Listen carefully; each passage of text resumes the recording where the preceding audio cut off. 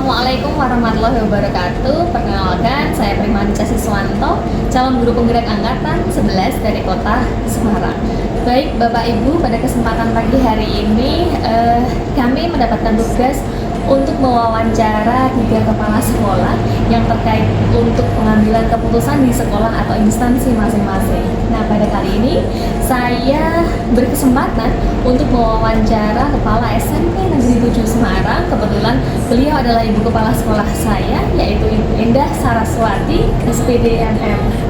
Sugeng Injang Bu Endah, selamat pagi. Selamat pagi Bu Injang. Terima kasih atas waktu dan kesempatannya.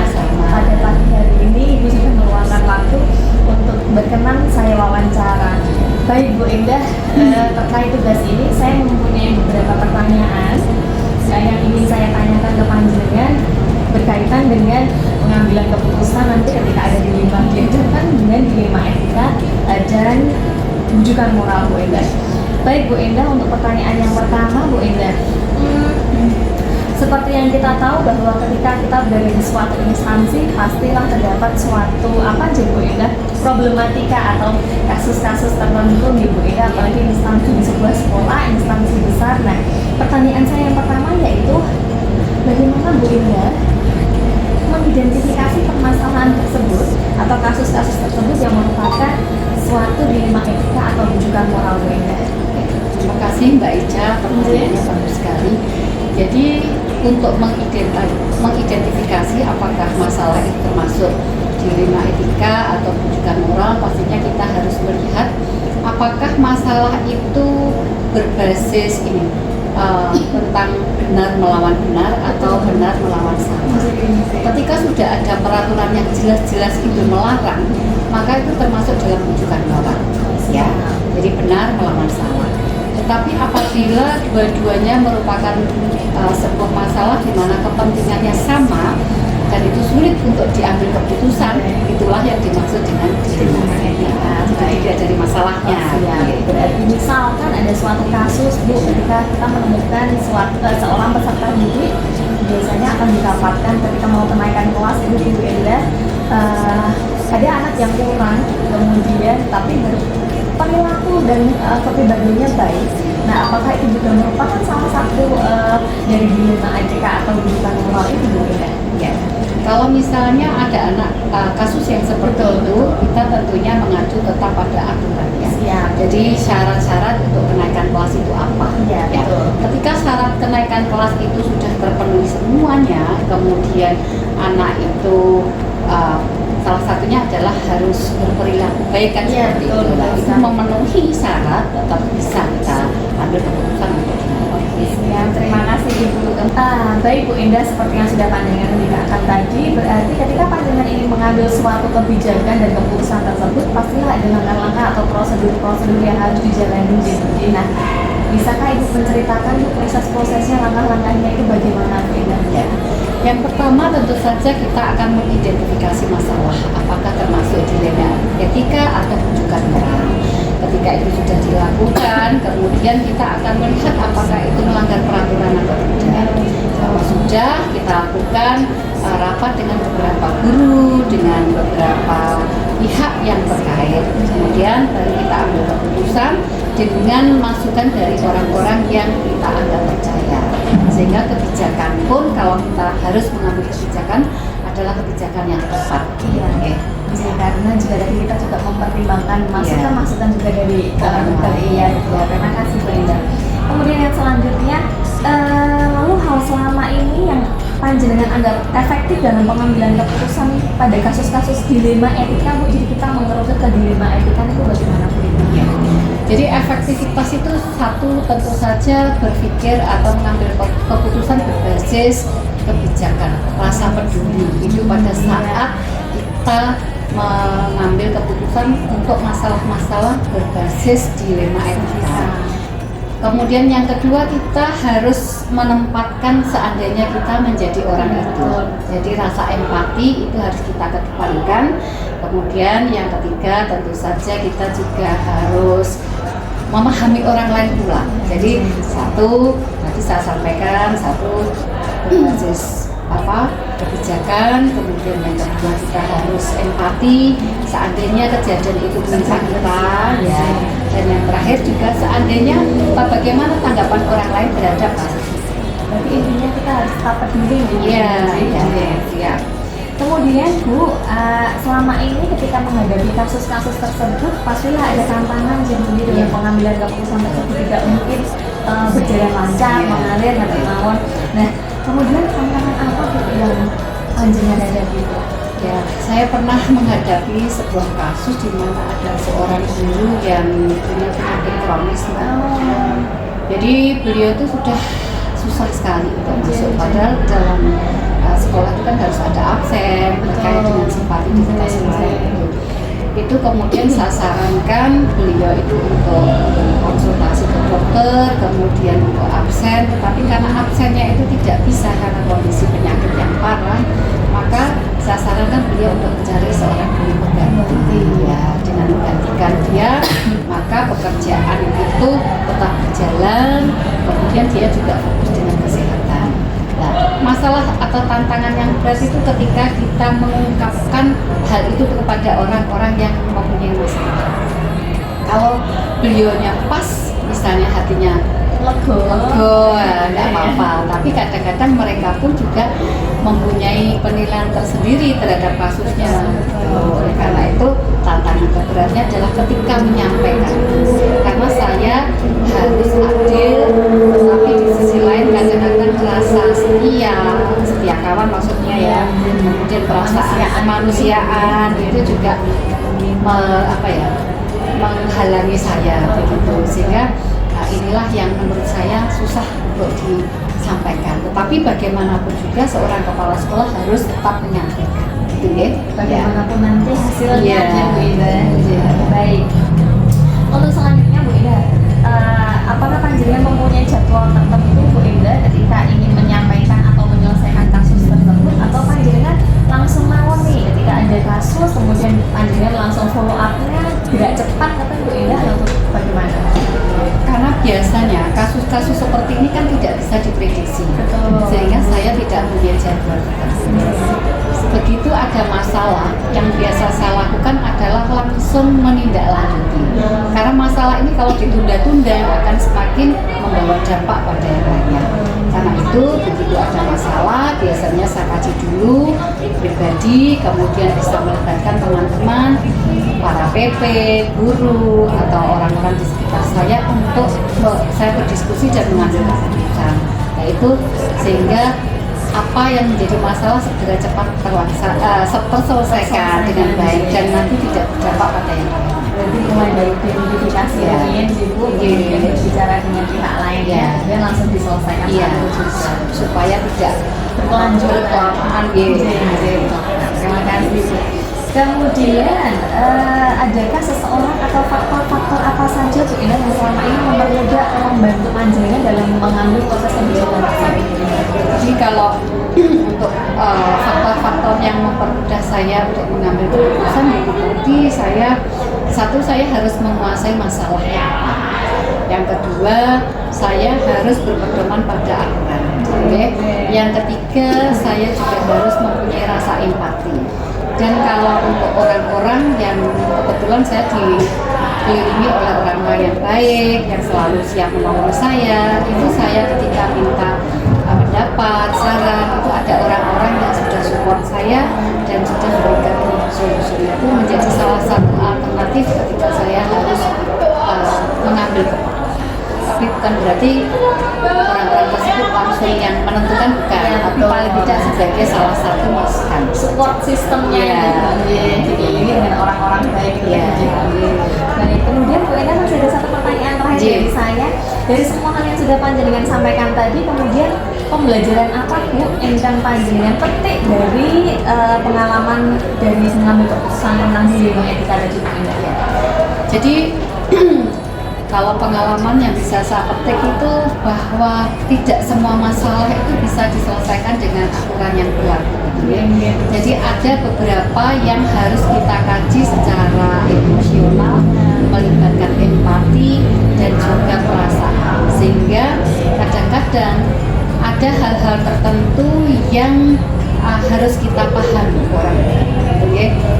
Untuk mengambil keputusan kita harus berbasis pada kebijakan, keadilan, cinta kasih seperti itu. Baik, terima kasih Bu Indah. Saya bisa mengambil kesimpulan bahwa tadi seperti yang Bu Indah berikan bahwa ketika kita mengambil keputusan kita harus membutuhkan banyak orang juga, kemudian harus menggunakan rasa atau jadi kemanusiaan kita juga harus digunakan. Ngaten Bu Indah. Terima kasih Bu Indah atas waktu yang sudah diberikan kepada saya. Bapak Ibu, kebetulan Bu Indah ini juga guru penggerak dan TP ya Bu Indah. Jadi beliau tahu betul tentang seluk-beluk dilema etika ini dan kebijakan moral ini. Baik, terima kasih atas waktunya Bu Indah. Sekali lagi terima kasih. Wassalamualaikum warahmatullahi wabarakatuh. Waalaikumsalam warahmatullahi wabarakatuh. Ya, assalamualaikum warahmatullahi wabarakatuh. Ya, baik Bapak Ibu sekalian, sekarang saya berkesempatan untuk mewawancara kepala sekolah yang kedua, yaitu kepala sekolah SMP Negeri 15 Semarang, Bapak Arisanto. Bapak, ngapunten, selamat siang Bapak. Bapak, terima kasih sudah menyediakan waktunya, sudah menyempatkan waktunya untuk kita bisa mengadakan wawancara siang hari ini, Pak Anjir.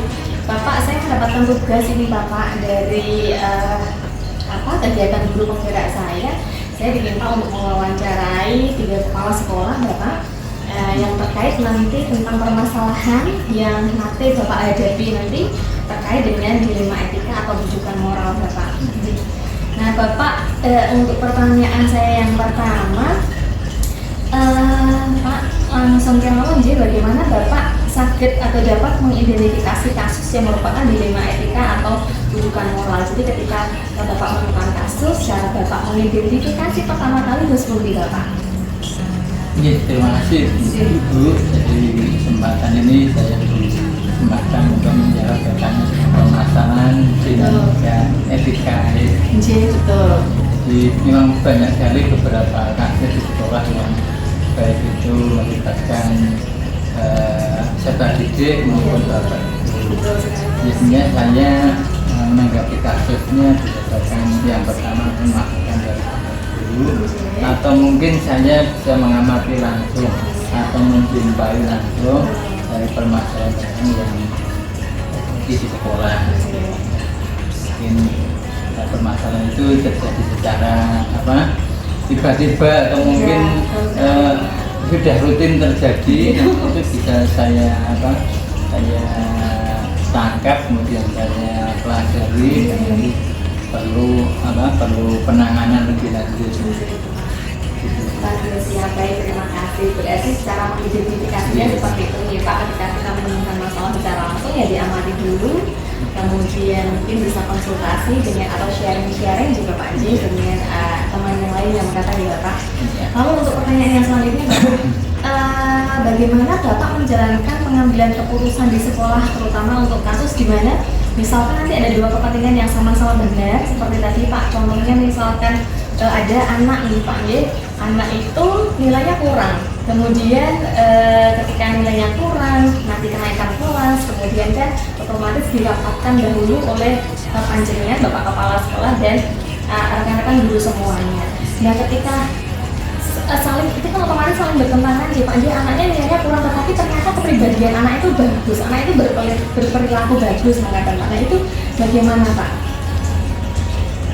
Untuk mengatasi permasalahan. Iya, misalkan masalahnya seperti itu, atau mungkin Bapak punya masalah yang lainnya, nah cara menghadapinya, kemudian cara mengambil keputusannya bagaimana Pak?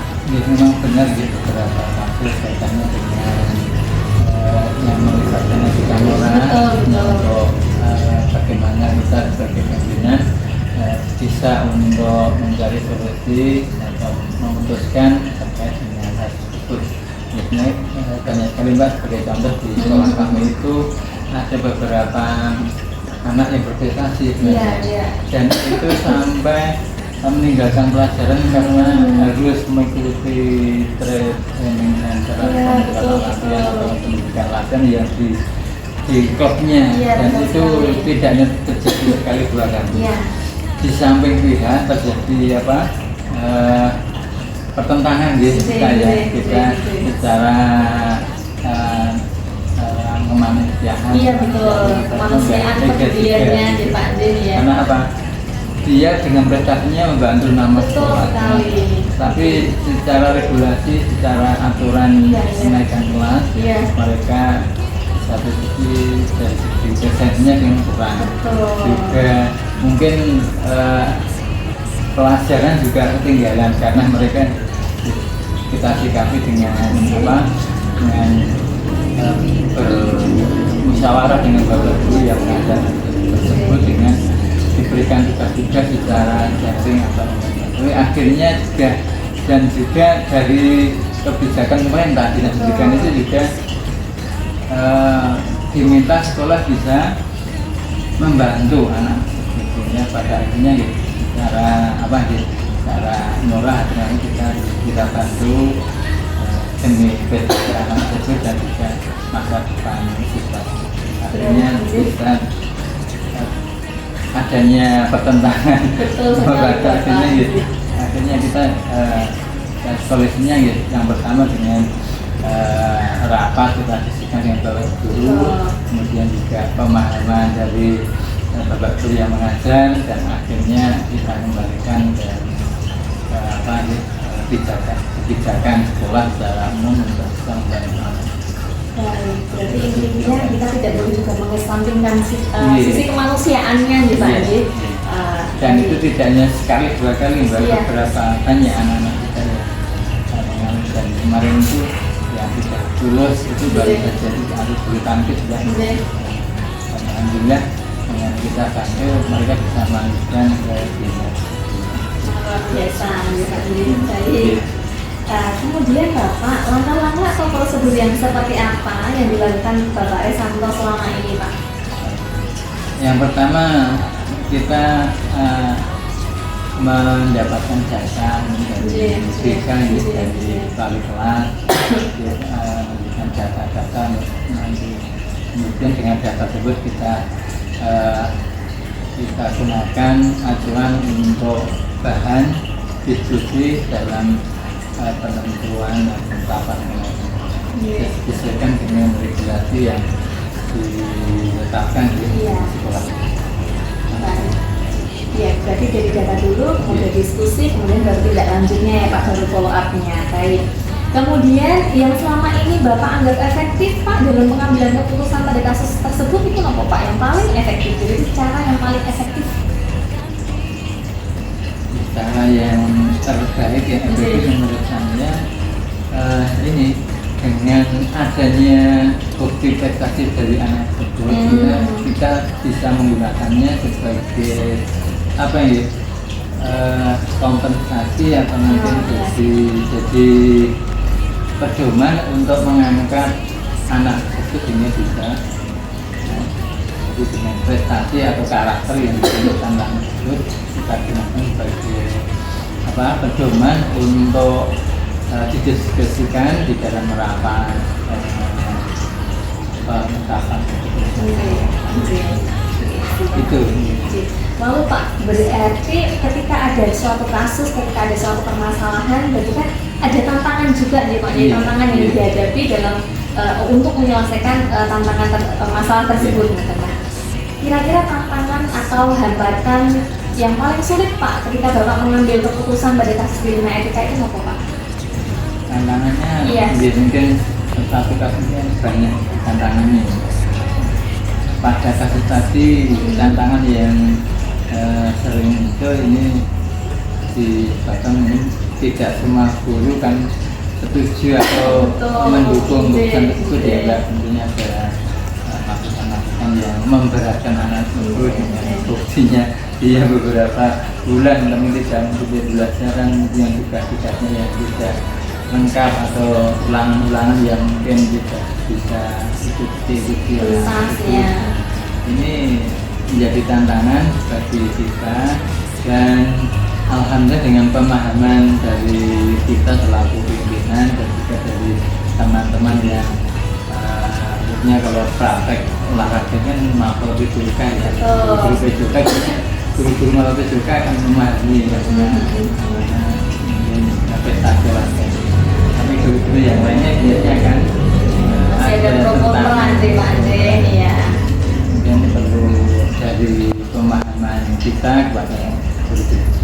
semuanya bisa mencari solusi yang terbaik. Oke, baik. Terima kasih Bapak. Kemudian Bapak, ketika panjenengan menyelesaikan suatu tantangan permasalahan kasus-kasus tersebut, Bapak, apakah Bapak memiliki jangka waktu atau jadwal waktu tertentu, atau mungkin Bapak langsung ketika menemukan suatu tantangan permasalahan di 5 etika tersebut, Bapak langsung yuk langsung diselesaikan angkatan Pak, ataukah bagaimana Pak? Kasus itu kan terjadinya tidak secara apa, jadinya kan secara insidental, Iya, tidak bisa kita programkan misalkan 1 bulan sekali harus kita selesaikan. Ada, ya. Kadang dalam 1 semester kalau tidak ada kasus kita punya apa tapi tiba-tiba ada beberapa yang harus segera Selesaikan. ya, ketika ada kasus yang butuh penyelesaian secepatnya ya Harus langsung diselesaikan ya Pak. langsung Baik, siap. Ya, terima kasih Bapak. Kemudian adakah mungkin Bapak punya seseorang yang dipercaya, ataukah mungkin ada faktor-faktor yang lainnya selama ini Bapak ketika menghadapi kasus atau tantangan tersebut sehingga bisa mempermudah atau membantu Bapak dalam pengambilan suatu keputusan Bapak? Ada beberapa memang Bapak senior yang pengalaman yang mungkin sudah bertugas di sekolah ini lama, beliau sangat kompeten dan juga menguasai situasi di sekolah. Itu kita gunakan untuk bahan pertimbangan agar kita juga dalam langkah nanti tidak ya, jadi miss atau jadi kesalahan prosedur. Iya, berarti tetap membutuhkan partner di Pak J ketika nanti pengambilan keputusan tetap ada di Bapak, tapi tetap perlu sharing dengan rekan sejawat Pak J. Baik, pertanyaan satu saya yang terakhir Bapak. Dari semua penjelasan yang sudah Bapak sampaikan tadi, kemudian pembelajaran apa Pak yang sekiranya bisa Bapak dapatkan atau Bapak petik dalam mengambil keputusan itu Pak? Jadi pelajaran yang bisa saya ambil dari beberapa kasus atau misalnya yang berhubungan dengan dinamika moral. Iya, betul, di 5 etika dan moral. Pertama, untuk menyelesaikan masalah yang kita itu kita perlu banyak pertimbangan. Yang pertama, kita tetap berpegang pada regulasi aturan. Kemudian yang kedua, data atau masukan dari bapak guru atau mungkin bidang kesiswaan atau mungkin bidang yang terkait dengan ini penting sekali juga. Mungkin yang berikutnya adalah kita keinginan harus punya prinsip juga. Prinsip harus bisa menyelesaikan masalah itu tanpa menimbulkan masalah. Iya, kayak pegadaian ya Pak. Iya. Itu beberapa mungkin hikmah yang bisa. Berarti intinya kita harus mempunyai prinsip nih Pak Y, sebagai seorang kepala sekolah itu punya prinsip yang harus kita pegang nih Pak Y. Ya biar ketika ada masalah nggak timbul masalah baru lagi nih Pak Y. Baik, terima kasih Pak Resanto atas waktunya pada siang hari ini. Saya mendapatkan ilmu yang luar biasa Pak. Terima kasih sudah berbagi praktik baik. Ini salah satu praktik baik yang Bapak keluarkan ke saya. Jadi semoga nanti bermanfaat untuk saya Pak. Saya yakin ini pasti bermanfaat sekali untuk saya yang lagi belajar ini Pak. Jadi terima kasih atas malam Pak Resanto. Wassalamualaikum warahmatullahi wabarakatuh. Terima kasih.